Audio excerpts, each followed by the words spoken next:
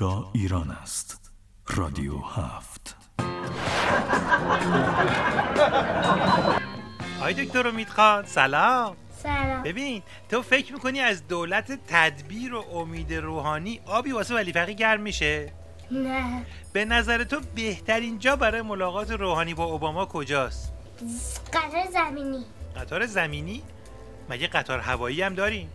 نه، یعنی اینکه تو محوطه باشه، تو مترو باشه. بابا تو مترو که خیلی سیته. یارو تو مهمونی بانکیمون نرفت، حالا بیاد تو مترو با اوباما ملاقات کنه؟ آبروی نظام میره. خب منم همینو میگم. ببین پیشنهاد من اینه که از سردار فیروزآبادی به عنوان میز مذاکرات استفاده کنن. آخه اون سنگینه. خوبه دیگه، هم سنگینه هم جادار، همه گزینه هم روش جا میشه، مگه نه؟ آره. یه سوال دیگه، بعد از این تماس روحانی و اوباما وضعیت نظام مثل کدوم فیلم شده؟ ماداگاسکار 3. ای کلک، منظورت اون فیلم باغ وحشی است؟ آره. ببین میگم مگه خود روحانی نگفت که از غنیسازی کوتاه نمیایم؟ پس چرا یه عده از این غربی‌ها اینقدر براش سوت و کف میزنن؟ آخه اونا که عقل ندارن. راست میگی، چرا این موضوع به ذهن من نزده بود. حالا یه سوال انحرافی، تو میدونستی خامنه‌ای وقتی میخواد رئیس رادیو تلویزیون نظام یعنی زرقامی رو صدا کنه بهش میگه زری؟ زری؟